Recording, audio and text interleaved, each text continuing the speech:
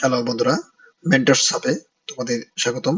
লাভ ক্ষতির মেয়াদ কিভাবে 30 সেকেন্ডে করা যায় সেই পদ্ধতিটা আজ আমরা জানবো। আমাদের প্রথম প্রশ্নটা হলো, if a man war to sell his chair for 720 টাকা। আমাদের এখানে কি দেওয়া আছে? 720 টাকা দিয়েছে সেল প্রাইস। এখানে বলেছে যে 720 টাকা একটা জিনিস বিক্রি করায় তার লস হয়েছে 25%। তার মানে একটা জিনিস সে যদি 100 টাকায় ক্রয় করে থাকে, তার বিক্রি করতে হয়েছে কত? 75%। তার মানে আমরা এখন কি করব? 75% অফ এক্স ইকুয়াল টু কত? 720। তাহলে আমরা কি পেয়ে যাবো? ক্রয় মূল্য পেয়ে যাবো। এক সমান 720 ইন্টু 100/75।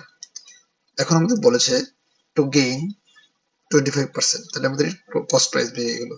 এটা আমাদের কি? কস্ট প্রাইস বেড়ে গেল। এখন আমরা যদি কস্ট প্রাইসকে 125/100 দ্বারা গুণ করি, যেহেতু 25% সেল লাভ হয়েছে, লাভ করতে হবে বা গেইন করতে হবে, তাহলে 125/100। তাহলে এটা আমরা কেটে দিব, আর এটা 3, 5, টোটাল হবে 1200 টাকা। This is the answer.